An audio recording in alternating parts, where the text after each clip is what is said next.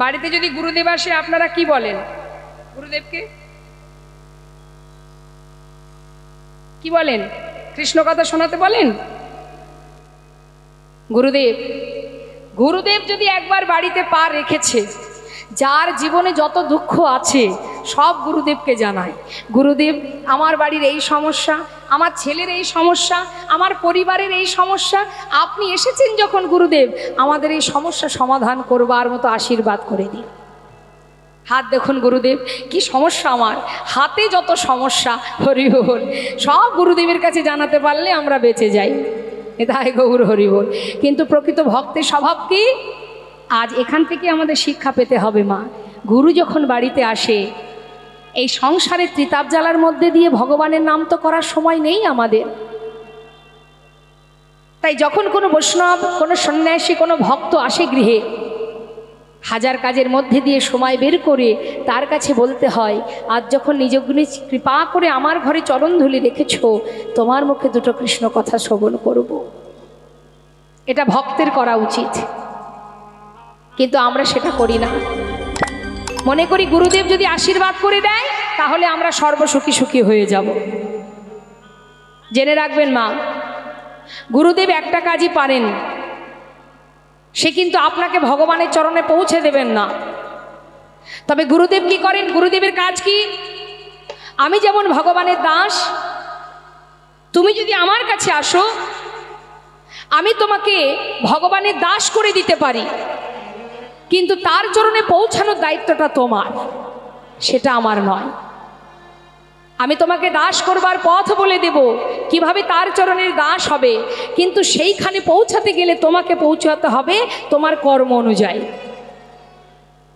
সাধু সঙ্গ করো, বৈষ্ণব সঙ্গ করো, ভক্ত সঙ্গ করো, ভক্তের চরণধুলি অঙ্গে মাখো, দুফোঁটা বাড়ি বরিশন করো। অত সহজ নয়, ভক্ত বললেই ভক্ত হওয়া যায় না। আমরা সর্বক্ষণ সুখের কামনা করি ভগবানের কাছে, সুখে রাখো, ভালো রাখো, শান্তিতে রাখো। কেন কেন চাইবো তার কাছে? একটা জীবনে সব রকম থাকবে, সুখও থাকবে, দুঃখও থাকবে। যা তিনি দেবেন তাতেই সন্তুষ্ট হতে হবে। একবার ভেবে দেখো কি দেননি তিনি আমাদের। তোমার সন্তান আছে, আর একজনের সন্তান নেই, তাহলে তোমার থেকে সে দুঃখী। তার যেটা আছে তোমার নেই, তাহলে কেন চাইবো তার কাছে? না চাইতেই সব পাওয়া যায় যদি তুমি ভরসা করো। আমাদের সমস্যা এটাই মা, আমরা কোনো কিছু পাওয়ার আশায় কর্ম করি, তাই না? ভালো করে কথাগুলো মন দেবেন। কোনো কিছু পাওয়ার জন্য আমরা কর্ম করি, আর ভগবান তিনি মুচকি মুচকি হাসে আর বলে, তুই যে কিছু পাওয়ার জন্য কর্ম করছিস, আমি যেটা ভাববো তুই সেটাই পাবি। কিন্তু তুই যদি কোনো কিছু পাওয়ার আশা না করে কর্ম করিস, তাহলে আমি সেটাই তোকে দেব যেটা তুই চাস। নিতাই গৌর হরি বল। চাইবার দরকার নেই, না চাইতে পাওয়া যায় যদি বিশ্বাস থাকে, ভালোবাসা থাকে, ভক্তি থাকে। সাধুসঙ্গ সাধুসঙ্গ সর্বশাস্ত্রে কয়, লব মাত্র সাধুসঙ্গে সর্বসিদ্ধি হয়। সুন্দর একটা দৃষ্টান্ত একটু দিই বাবা। সাধুসঙ্গ করলে কি হয়? ভগবানের চরণ পাদপদ্মে পৌঁছানো যায় যদি ভক্ত সঙ্গ করা যায়, সঠিক পথে যদি আমরা যেতে পারি। সাধুসঙ্গ ভক্ত সঙ্গ করলে তার কি ফল বাবা? এক মৌমাছি আর এক গোবরে পোকা, দুজনের মধ্যে খুব বন্ধুত্ব। দুজনের মধ্যে এত সুন্দর বন্ধুত্ব, হঠাৎ একদিন বলে উঠলেন, হ্যাঁ রে বন্ধু, এই বন্ধু, বলি প্রতিদিন তুই আর আমি একই সঙ্গে বসে আমরা আমাদের দুজনের মধ্যে যে বন্ধুত্ব আছে, আমরা গল্প করছি, আহা, আপন মনে নিজের ভাষায়, কিন্তু আজ পর্যন্ত এতদিনের বন্ধুত্ব, আজ পর্যন্ত তোর বাড়িতেও আমি কোনোদিন গেলাম না, তুইও আমার বাড়িতে কোনোদিন এলি না।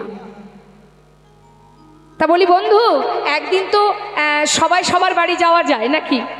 তখন মৌমাছি বলছে, নিশ্চয়ই, তাহলে চল।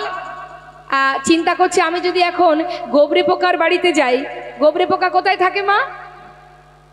গোবরের মধ্যে। বলছে যদি আমি এখন ওই গোবরে পোকার সঙ্গে ওর বাড়ি যাই তাহলে আমাকে গোবর খেতে হবে, তার থেকে ওকে আগে আমার বাড়িতে নিয়ে যাই।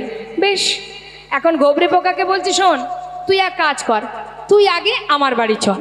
ভালো কথা। এবার গোবরে পোকা কি করেছে, পরের দিন মৌমাছির সঙ্গে তার বাড়ি গেছে। একটা সরোবরের মধ্যে অনেক পদ্ম ফুল ফুটে আছে, নিতাই গৌর হরিব। যে জীবনে কখনো মধুর স্বাদ পায়নি বাবা, সারা জীবন গোবর খেয়েছে যে, হরিবল, আজ সে যাচ্ছে মধু পান করতে।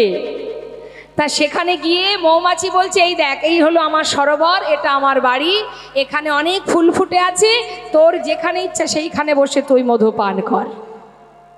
এক ফুলে গোবরে পোকাকে বসিয়ে দিয়েছে, আর গোবরে পোকা মধু পান করছে। কিছুক্ষণ পর মৌমাছি জিজ্ঞাসা করছে, বন্ধু হ্যাঁ বল বল, কেমন লাগছে? আর কেমন লাগবে রে, একটু গোবর গোবর, একটু মধু মধু। মানে গোবর গোবর মধু মধুই আবার কেমন কথা? বলছে ওই লাগছে, খুব একটা যে ভালো লাগছে তা নয়। সে কি কথা? আরে এই বলি, তুই যখন মধু পান করছিলি তখন কি তুই তোর মুখটা ধুয়ে তারপরে মধু পান করতে বসেছিলি? বলছে না রে বন্ধু, ভেবেছিলাম মধু পান করতে আসছি, মধু পান করতে গিয়ে যদি ভালো না লাগে তাই আসার সময় কিছুটা গোবর মুখের মধ্যে ভরে নিয়ে এসেছি। হরি হরি হরি। আর এবার মুখের মধ্যে গোবর আছে আর তার উপরে মধু যাচ্ছে, কিছুটা মধু মধু কিছুটা গোবর গোবর লাগছে। এখন যতবার জিজ্ঞাসা করছে মৌমাছি ততবার বলছে ওই লাগছে, খুব একটা যে আহামরি বিশাল কিছু তা নয়। মৌমাছি বলছে শোন বন্ধু, তুই এক কাজ কর, তুই ভালো করে মুখটা ধুয়ে পরিষ্কার করে তারপরে ফুলে বসে মধু পান কর। হরি বল। মধু আস্বাদন করতে গেলে, অমৃত আস্বাদন করতে গেলে আগে নিজেকে পবিত্র করতে হয়। নিতাই গৌর হরি বল হরি বল। কোনো কিছু আশা নিয়ে ভগবানের কাছে যাওয়া যায় না। সব আশা পরিত্যাগ করে, সমস্ত চাওয়া লালসা কামনা বাসনা দূরীভূত করে তবেই অমৃত কথা আস্বাদন করতে হয়। যা পরিষ্কার করে মুখ ধুয়ে নে, ওই সরোবরে ভালো করে মুখ ধুয়ে তারপরে তুই মধু পান কর। এই কথা মতো এবার সরোবরে ভালো করে গোবরে পোকা মুখ ধুয়ে এবার ফুলে বসে মধু পান করছে। নিতাই গৌর হরি বল।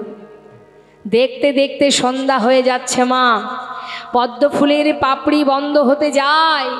মৌমাছি ডাকছে বন্ধু, বন্ধু তুমি কোথায়?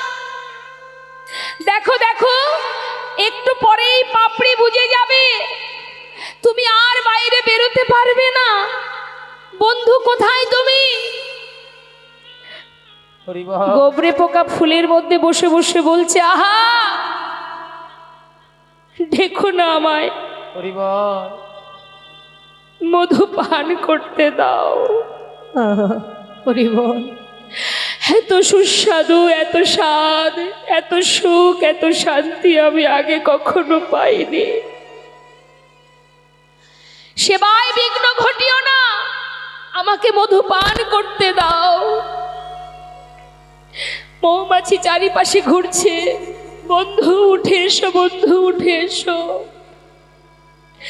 দেখতে দেখতে ফুলের পাপড়ি বন্ধ হয়ে গেল। সারা রাত গাছের ডালে বসে মৌমাছি বন্ধুর জন্য কাজ।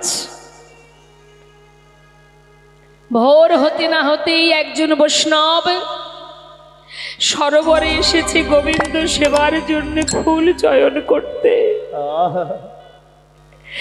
আর যেখানেই পোকা, গোবরে পোকাটা যে ফুলে বসেছিল সেই ফুলটা তুলে যেই না তার ফুলের সাজিতে রেখেছে।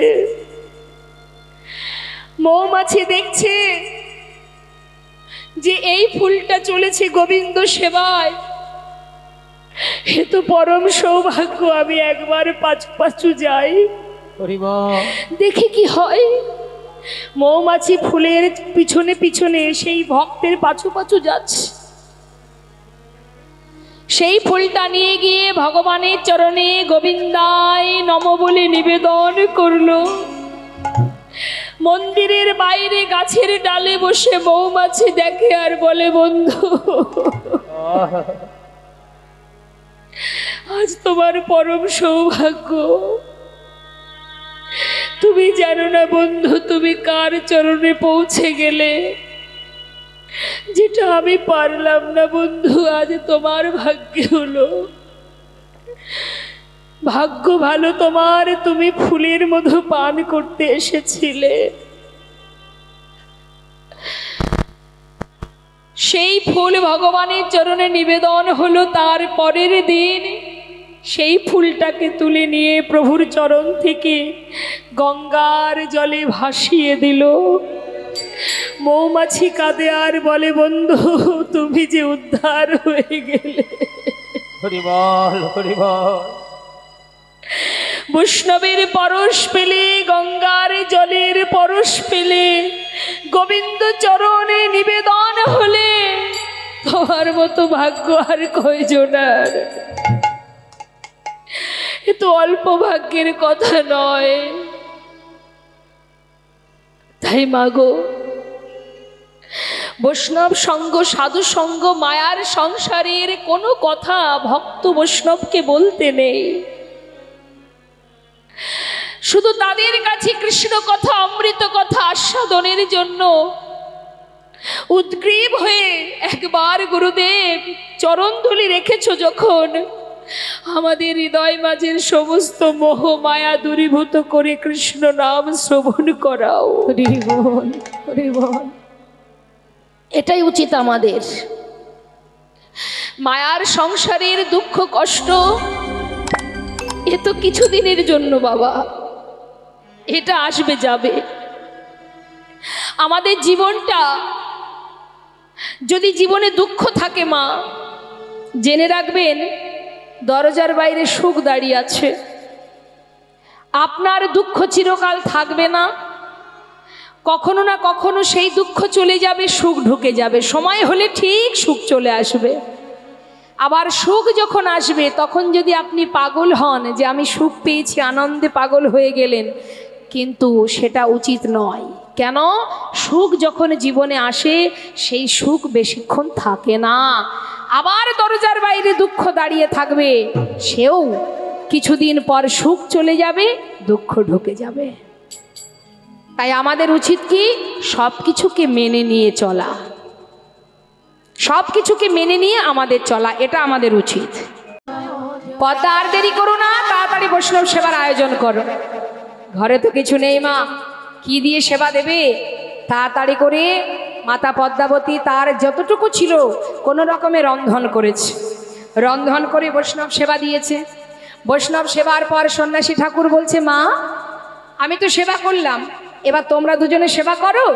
হঠাৎ মাতা পদ্মাবতী বলে উঠলেন, সন্ন্যাসী বাবা, 7 নয় 5 নয় আমার একমাত্র পুত্র, নাম তার কুবের। সেই যে বনে গেছে খেলা করতে, এখনো ফিরে আসেনি। আমার কুবের ফিরে আসুক, আমরা একসঙ্গে সেবা করব, ততক্ষণে তুমি বিশ্রাম করো। মায়ের মুখের কথা শেষ হতে না হতেই এদিকে 12 বছরের ছেলে কুবের আমার সীতারাম সীতারাম সীতারাম গাইতে গাইতে আহা আসছে। মহাজন বললেন, দেখো দেখো কুবের ঢুকছে। ছোট্ট শিশু তো মা, হঠাৎ ঘরের মধ্যে একজন সন্ন্যাসীকে দেখে তার গান বন্ধ হয়ে গেছে। ছুটে গিয়ে মাকে জড়িয়ে ধরেছে। মা বলছে, বাবা ভয় পাওয়ার কিছু নেই, যাও প্রণাম করে এসো। মাথা নত করে কুবের ধীরে ধীরে যাচ্ছে প্রণাম করতে। যেই না বাবা প্রণাম করতে গেছে, সঙ্গে সঙ্গে সন্ন্যাসী কি করলেন? নিজের চরণটা সরিয়ে নিলেন। মনে মনে বলছে, আহা হা, করছোটা কি? কেউ জানুক বা না জানুক, তুমি তো জানো, তুমি বাকি আর আমি বাকি। আরে বাবা, নিজে নিজেকে কেউ প্রণাম করে? এটা মনে মনে বলছে। কত জায়গায় খুঁজলাম তোমায়, আর তুমি যেই ভাঙা কুড়ে ঘরে লুকিয়ে আছো জানতাম না। আচ্ছা, এটা মনের কথা। আর মুখে কি বলছে? এই যে মাগো, তোমার ছেলে ঘরে এলো, যাও এবার সেবা করো। 3 জনে মিলে সেবা করেছে বাবা। আহা, সেবা করে সন্ন্যাসী ঠাকুরের কাছে এসে বলছে, সন্ন্যাসী বাবা, আজ যখন তুমি কৃপা করে আমার ঘরে চরণধুলি রেখেছ, আজ সারা রাত ধরে তোমার মুখে আমরা কৃষ্ণ কথা শ্রবণ করব।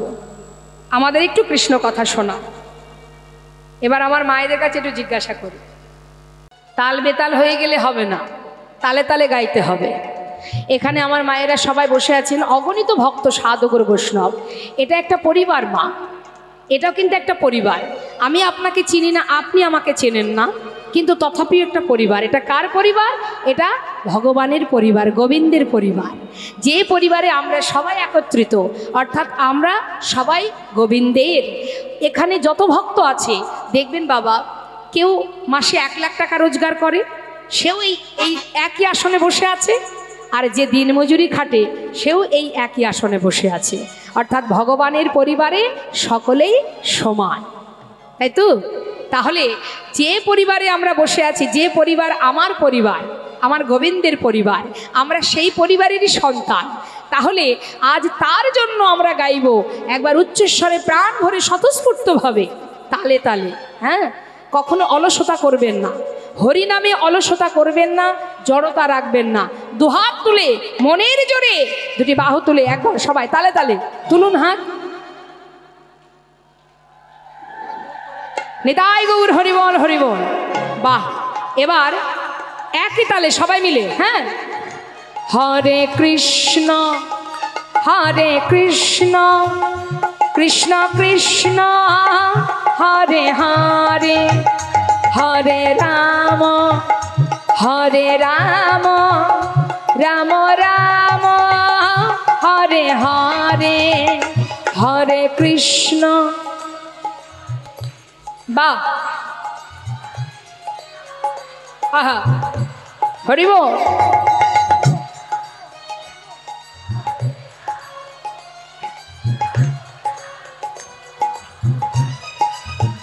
হরে কৃষ্ণ কৃষ্ণ কৃষ্ণ হরে হরে, হরে রাম রাম রাম হরে হরে, হরে কৃষ্ণ হরে।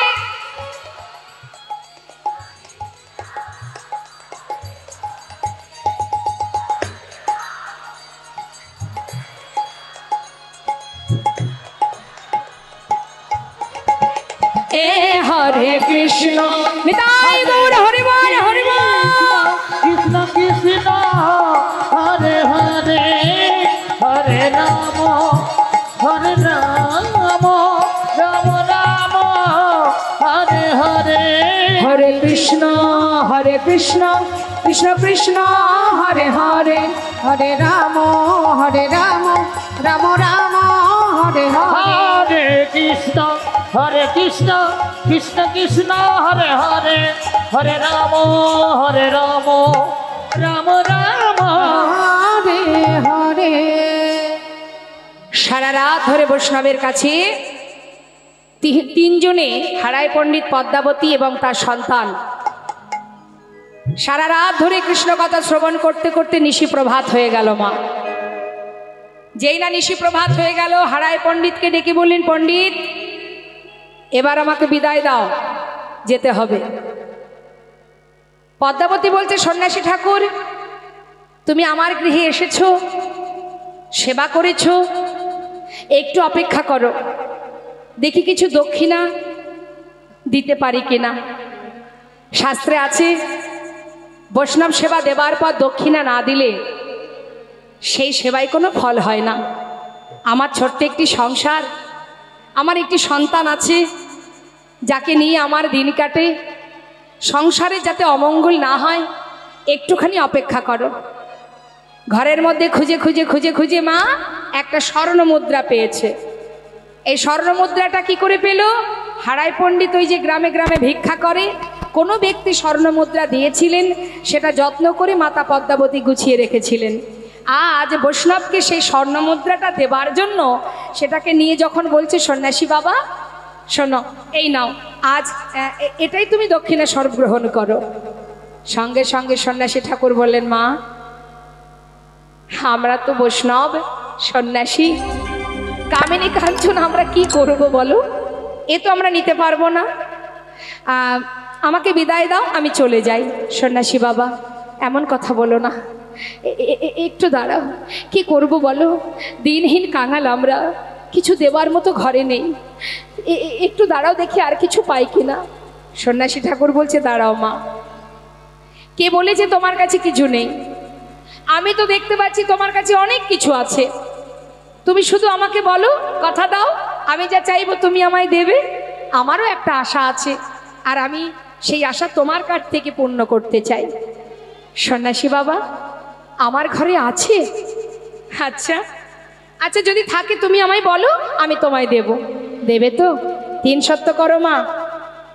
ঠিক আছে, এই আমি 3 সত্য করলাম, দেব দেব দেব। পরে না বলবে না তো?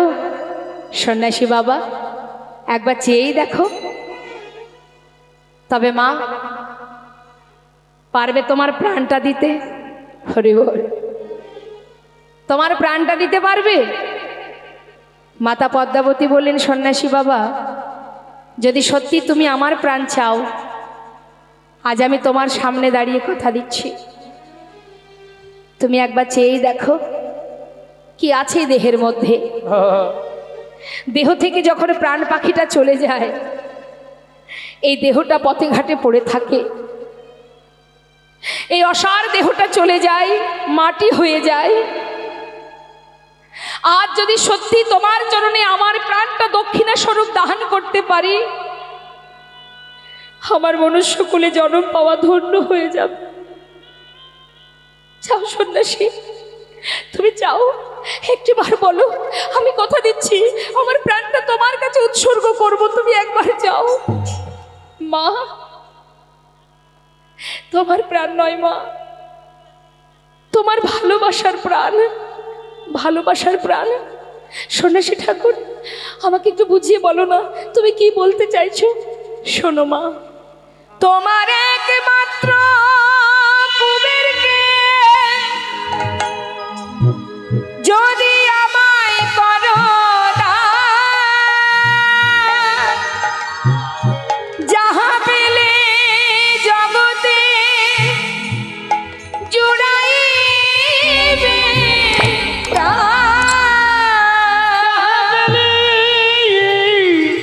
জগতে জুড়াইবে দাও মা, তোমার সন্তানকে আমাকে তুমি দান করে দাও। একটি সন্তানের জন্য তুমি জগতে জননী হবে মা। তোমার পুত্রকে দক্ষিণা স্বরূপ দান করো না। আমি পারবো না সন্ন্যাসী বাবা। কি করে চাইলে তুমি? তোমার কি এতটুকু কষ্ট হলো না?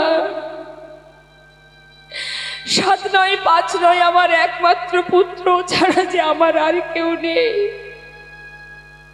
আমি দিতে পারবো না সন্ন্যাসী ঠাকুর, আমি দিতে পারবো না। তুমি অন্য কিছু চাও, আমি এ দক্ষিণা দিতে পারবো না। ও ছাড়া যে আমার আর কেউ নেই, আমাকে কে মা বলে ডাকবে? কি করে চাইলে তুমি? সন্ন্যাসী বাবা, কারোর যদি 5টি সন্তানও থাকে, সে তার একটি সন্তানকে জনমের মতো কারোর হাতে তুলে দিতে পারে না। আর তুমি তুমি কি করে চাইলে? আমি পারবো না সন্ন্যাসী ঠাকুর, পারবো না। সন্ন্যাসী ঠাকুর বললেন, মা শান্ত হও। আমার মাতা পিতাও তো চেয়েছিল আমাকে বড় করে তাদের প্রয়োজনে আমাকে রেখে দিতে। আমিও তো সেই মাকে কাঁদিয়ে ঘর ছেড়ে পথে নেমেছি। কেন জানো? এই জগৎ জীবকে উদ্ধার করার জন্য। এরা যে অন্ধকারে ডুবে যাচ্ছে, এদেরকে আলোর পথ দেখাতে হবে। তাই মা, তোমার সন্তানকে না পেলে আমি যে এদের উদ্ধার করতে পারবো না মা।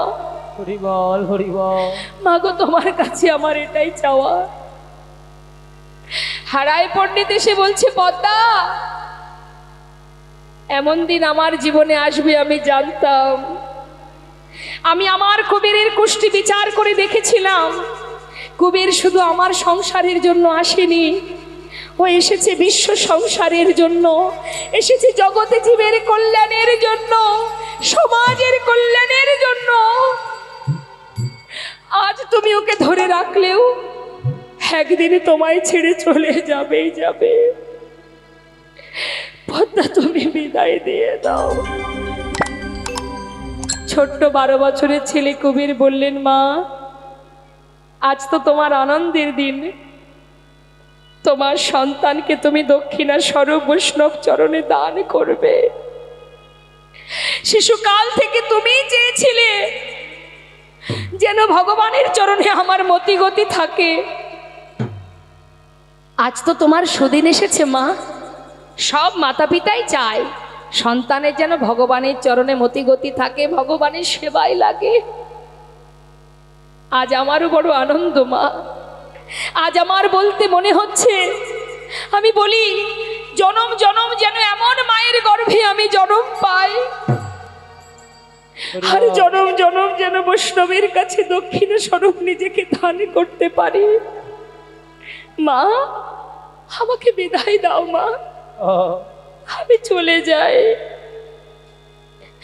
মাতা পদ্মাবতী বলছে, সন্ন্যাসী ঠাকুর, সন্ন্যাসী বাবা, আমি কি শুনছি? তার পিতা দিতে চাই, তার আমার সন্তানে যেতে চাই, আমি কি করব? কি করা উচিত আমার? মা তোমার মনে আছে মা, পিতৃ সত্য পালিবারে রাম গিয়েছিল বনে, আমি মাতৃ আজ্ঞা পালিবারে যাব সন্ন্যাসীর সনে। আমি মাতৃ আজ্ঞা পালিবারে যাব সন্ন্যাসীর সনে। বিদায় দাও মা, চিরতরে বিদায় দাও। মাতা পদ্মাবতী সন্ন্যাসীর কাছে দিয়ে চরণ দুটি জড়িয়ে ধরে বলছে, সন্ন্যাসী বাবা, সন্তান যদি ধর্মের পথে যায় আমি মা হয়ে বাধা দেব না, তবে তোমার কাছে একটা নিবেদন, 7 নয় 5 নয় আমার একমাত্র পুত্র। সন্ন্যাসী বাবা, তোমার হাতে সঁপে দেওয়ার আগে আমার একটা কথা রাখবে? বলো মা। ও যে খেতে জানে না,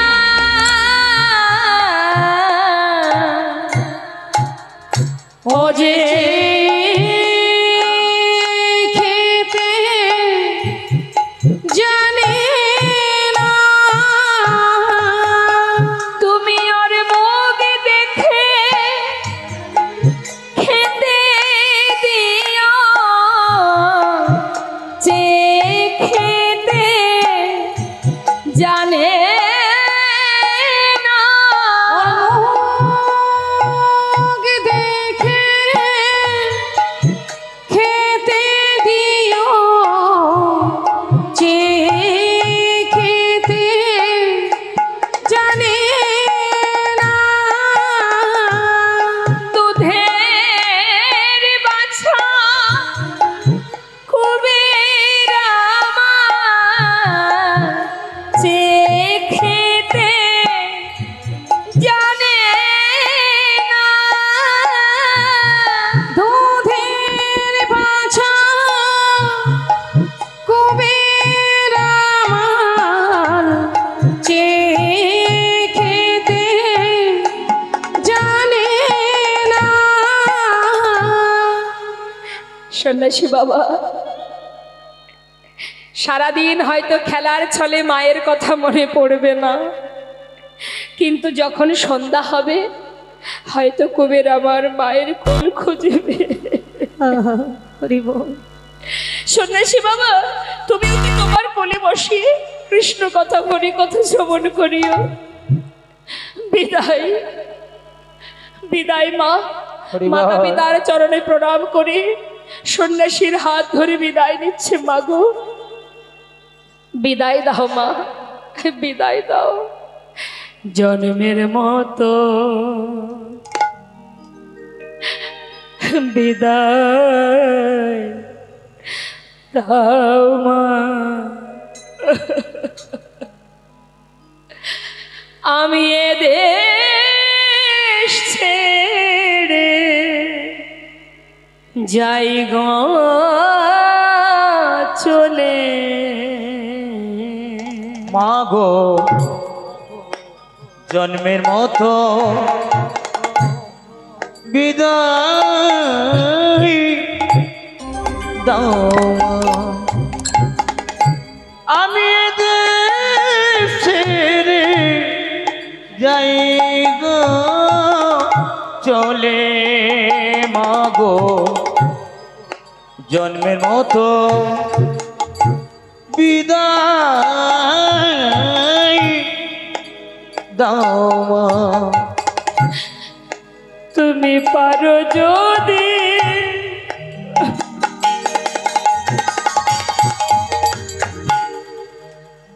আমায় মনে রেখো মাগো,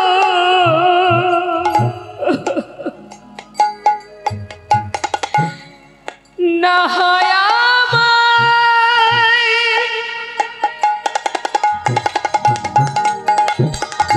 তুমি ভুলে যেও মাগো। জননী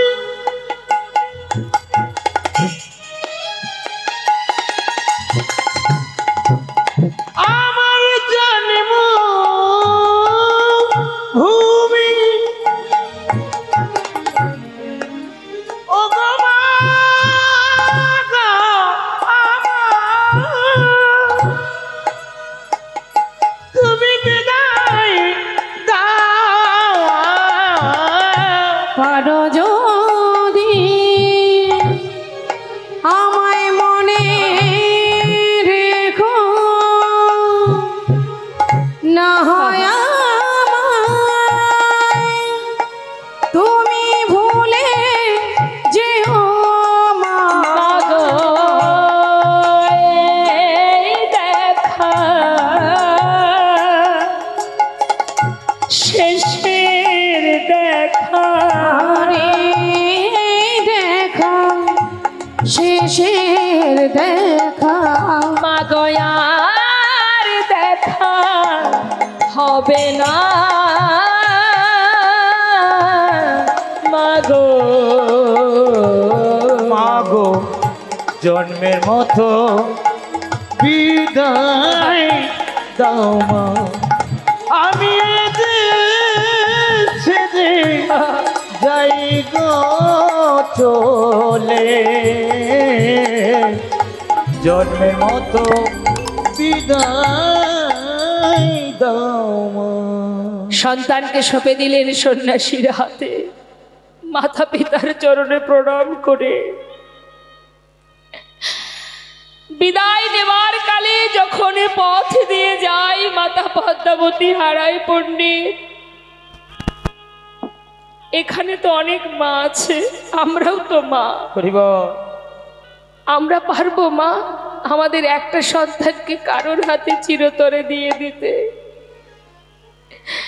আজ মাতা পদ্মাবতী যদি না দেন, না দিতেন যদি তিনি, তাহলে আমরা নিতাই চাঁদকে কেউ পেতাম না। পথের ধারে দাঁড়িয়ে যত দূর দেখা যায় এক দৃষ্টিতে তাকিয়ে আছে।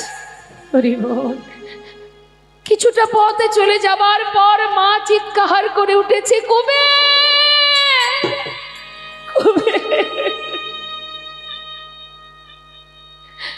একটি বার বাবা হরিবল হরিবল আমায় মা বলে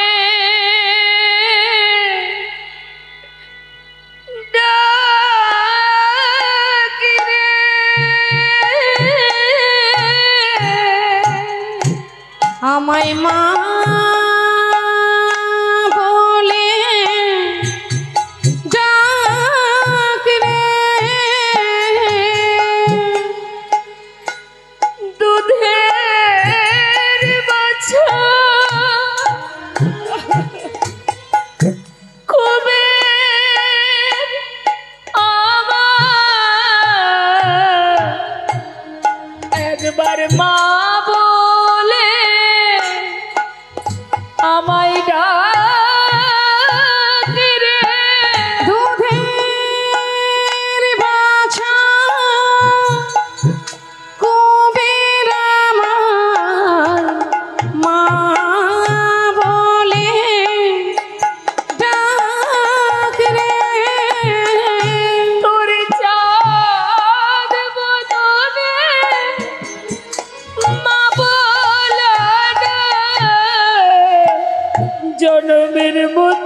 শুনে নে